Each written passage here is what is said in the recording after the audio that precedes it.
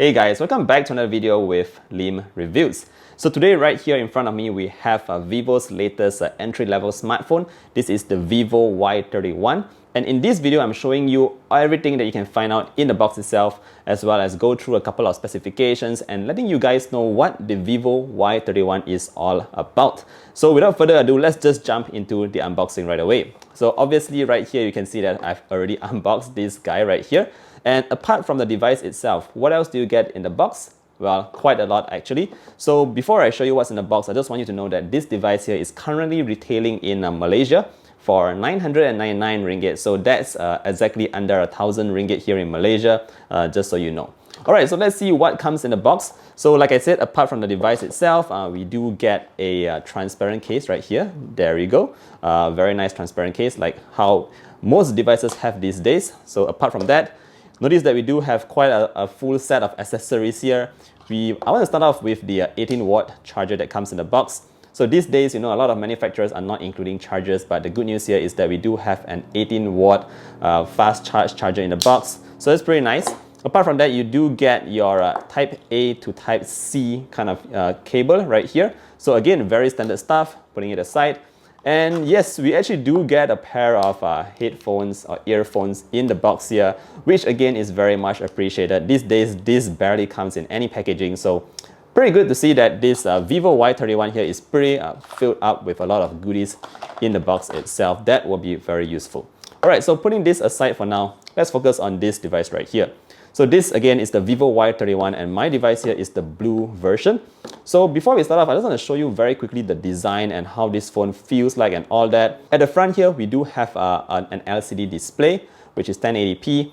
And looking at the design for a minute, I actually pretty much like this design right here because of that smooth matte back at the back here. It is kind of a gradient kind of blue, as you can see here. It goes from a lighter blue to a darker shade of blue. And if you notice, the camera at the back here reminds me very much to the Vivo X50, if I'm not mistaken. It also has this kind of layout at the top here, which I think is pretty fine. It's a very classic kind of simple design here, and it doesn't look like an entry-level smartphone. It actually feels pretty sturdy in my hand right here, and I have no issues with the build quality at all. So you do get a side-mounted fingerprint scanner at the bottom, your Type-C port, a single firing speaker, as well as your headphone jack to use that earphones. So pretty much this is what you get with the Vivo Y31. At the top, you do get a front-facing camera that is in the form of this teardrop notch. Alright, in terms of the display itself, I must say I'm pretty impressed with this 1080p LCD display. Reason being that the colors on this device is actually very vibrant. It is actually reminding me a little bit of an AMOLED panel, but of course I would wish it came with a high refresh rate display, but you don't get that here. But you do get a very nice LCD display that is very good for watching videos on YouTube, so that's pretty nice there. Alright, apart from that, powering this device right here is a Snapdragon 662. It also comes with 8GB of RAM and 128GB of internal memory. So that should be enough for you to store all your stuff in there. Again, this is an entry-level device and everything runs pretty smoothly in terms of your daily kind of task. For example, I have my Facebook, YouTube, gallery and camera, all that, even Google Chrome. Everything works pretty well and pretty snappy, I would say. Of course, it is not like the fastest device in the whole market right now, but it is definitely good enough for your kind of daily use, especially if you're just using this device for your basic social media, browsing the internet, and of course, watching videos on it. So yeah, the processor is definitely sufficient for doing all that kind of work.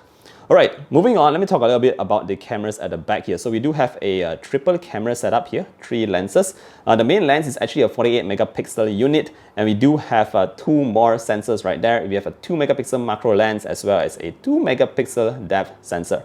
Alright, enough about the numbers. Let me show you guys a couple of samples here. So surprisingly enough, the 48 megapixel camera at the back here did a pretty good job in the day. At night, it was okay as well. I'm going to show you guys a couple of pictures here so you can judge for yourself what you can expect from these cameras right here. But I do want to point out something though. The depth camera at the back here surprisingly worked pretty well. So this must be a combination between Vivo's own algorithms as well as the sensor itself, because I noticed that portrait images that I shot using this device right here actually turned out looking pretty good. Notice in these pictures here, I took like 1 or 2 portrait images. The edges was pretty nice. There wasn't much fringing on the sides of the edges as well. It just looks like a very natural kind of bokeh, kind of like blurred background kind of image. And I'm pretty impressed with that right here for an entry-level device like this. So definitely want to point out that depth camera over here. Alright, now that I'm done talking about the cameras, one thing very important here is the battery itself. So this device comes with 5,000 milliamp hours of battery. That should definitely last you more than a day with just a single charge. So no worries about that there. Of course, we do get that 18-watt charger in the box, so that should aid the charging speeds as well, so it wouldn't take that long. I haven't done a proper test on the speeds itself, but yeah, overall I would think it's pretty okay. Alright guys, I think that's pretty much it from the Vivo Y31 right here. So I think this is a pretty sturdy device here for under 1,000 ringgit here in Malaysia. Again, this is Vivo's try into the entry-level kind of segment with the Y31 right here. And yeah, overall this is what you would expect with this device right here.